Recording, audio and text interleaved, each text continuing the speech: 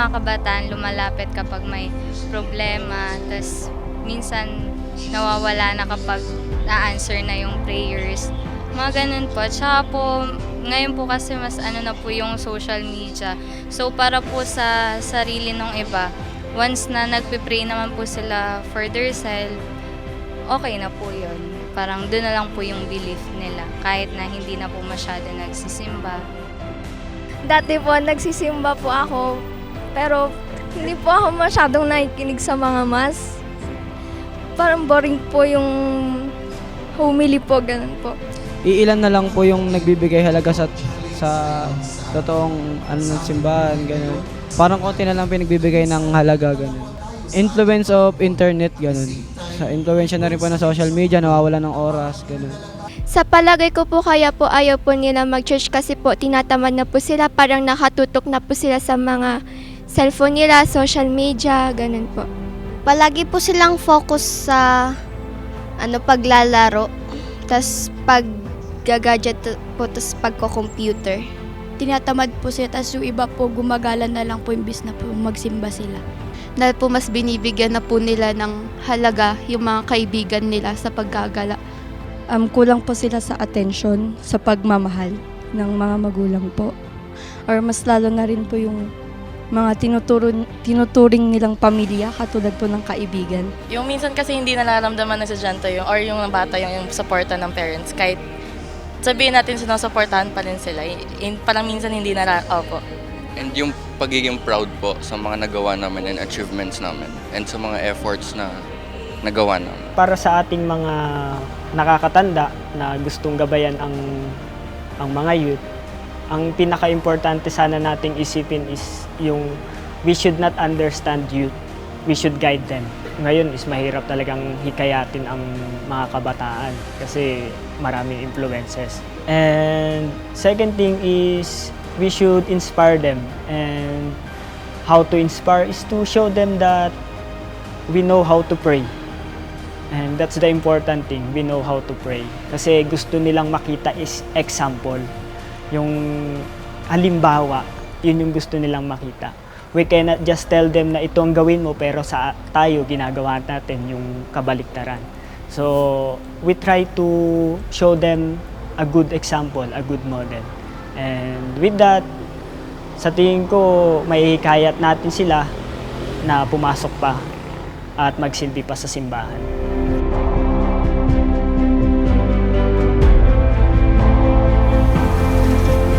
Narinig po ninyo ang 7 huling wika ng ating mga 7 bisitang pare. Alam po ninyo, nung nasa Australia ako, nanood po kami ng isang pelikula, yung The Passion of the Christ, yung talagang tinorture na gusto yung Panginoon doon sa pelikula na yun. May kasama po akong isang bata, 12 anyos, na babae, at kasama yung kanyang lola. Pagkatapos po namin panoorin yung pelikula, tinanong ko nung batang babae, sabi niya, "Who is he?" Sabi ko, "He's Jesus Christ." Tapos sabi niya, "I know." Sabi niya, "But why does he have to suffer that much? He could have escaped." Sabi niya, "Pwede naman siyang tumakas." Sabi niya gano'n. Alam niyo, naawa ako doon sa bata, hindi po niya naintindihan ang buhay at ang naging sakripisyo ng ating Panginoon para sa ating kaligtasan. Pero si Kristo, namatay. Pinako sa krus, nagpakasakit, namatay. Para kanino? Hindi lang ho para sa katulad ko na dati bata tapos tumanda na. Namatay ho siya para sa lahat, kasama ang mga kabataan ngayon. At dahil ginawa ni Kristo yan para sa mga kabataan ito, nakasisiguro ako na ang mga kabataan natin ngayon, hanggang sa ngayon, ay nananatiling pag-asa ng bayan. Kaya uso pa ho ang Diyos, uso pa rin ang pananampalataya, uso pa rin ang pagiging mabait, uso pa rin ang pagiging banal. Kaya ang ating mga kabataan, sigurado po tayo, nakikita ni Jesus sa kanila ang pagiging pag-asa ng bayan. At sila'y binigyan ng pagkakataon. Sila po ay beloved, minamahal, gifted, maraming regalo, talento, and most importantly, sila po ay empowered. Kaya pag pinagsama-sama ang tatlo na yan, siguradong ating mga kabataan ay magiging pag-asa ng bayan. At ang 7 huling wika ng ating Panginoon, ang nagpabatid, nagpabukas sa isip ng mga kabataan na sila pa rin ang nananatiling pag-asa ng bayan. Maraming salamat po. Ako po si Father Larry Paraon, nagpapaalam.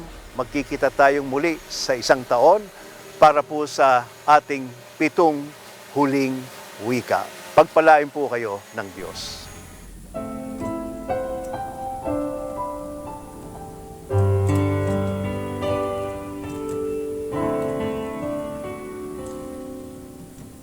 My heart within is never proud, and I look at you with my lowly eyes.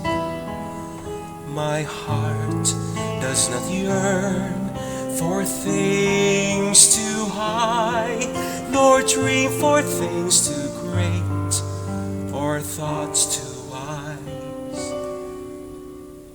My soul within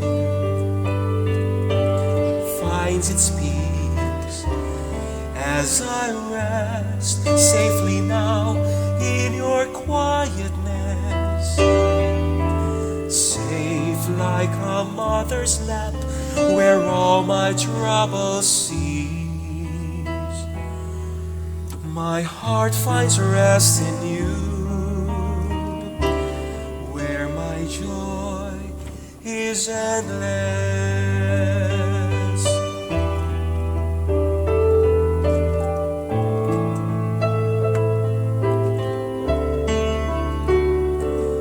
My soul within finds its peace as I rest safely now in your quietness. Safe like a mother's lap where all my troubles cease. My heart finds rest in you, where my joy is endless.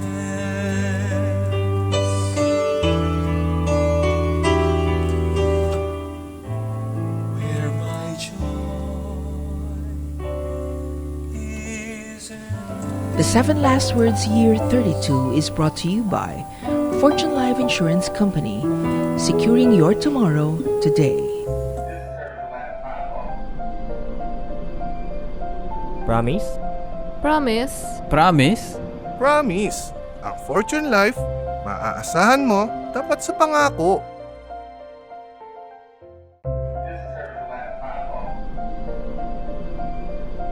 Promise? Promise? Promise?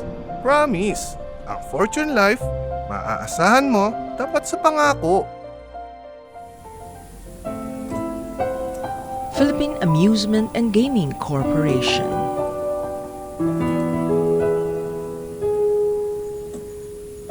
Eternal Plans Incorporated. Your future is our concern. Mag-Eternal Plans ka, Mag-Eternal Plans ka. Ngayon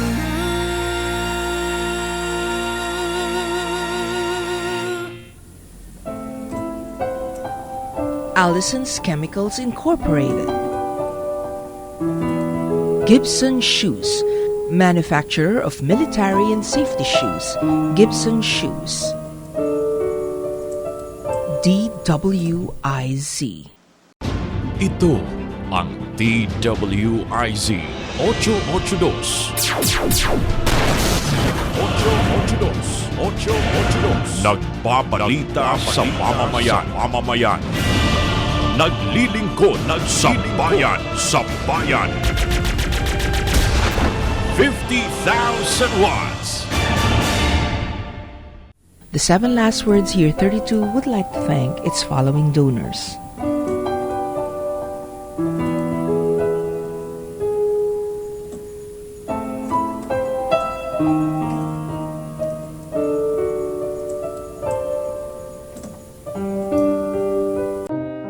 In its 33rd year of television production of The 7 Last Words, Make Mind Creative Production in the year of the Ecumenical Church in 2020 invites you to a journey in faith, a pilgrimage to Egypt, Israel, and Jordan.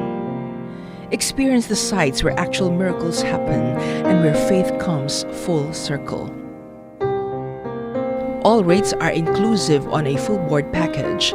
Installment payments are also most welcome. For inquiries, contact 0998-990-1127, 0916-773-8888, and email ameliameng@gmail.com.